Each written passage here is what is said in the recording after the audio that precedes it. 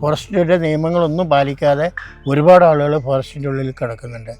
അത് ഏറ്റവും കൂടുതൽ ഇതാവുന്നത് നമ്മുടെ ഫോറസ്റ്റ് ഓഫീസർമാർക്കാണ്.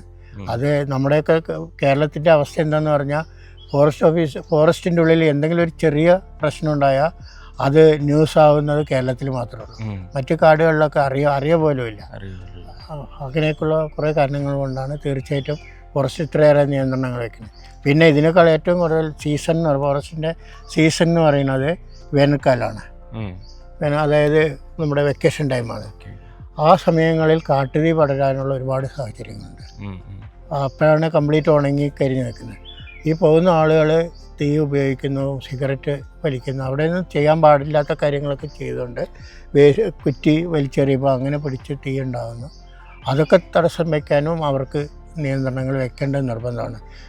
അക്ഷരാർത്ഥത്തിൽ കേരളത്തിൻ്റെ അവസ്ഥ എന്താണെന്ന് പറഞ്ഞാൽ മഴക്കാലത്തും ഫോറസ്റ്റിൻ്റെ ഉള്ളിൽ വിടില്ല, വേനൽക്കാലത്തും വിടില്ല എന്നുള്ളത് കൊണ്ട് നമ്മുടെ ഈ വൈൽഡ് ലൈഫ് ടൂറിസം വളരെ ലോ ലെവലിലാണ് നമ്മുടെ കേരളത്തിൽ നടന്നുകൊണ്ടിരിക്കുന്നത്.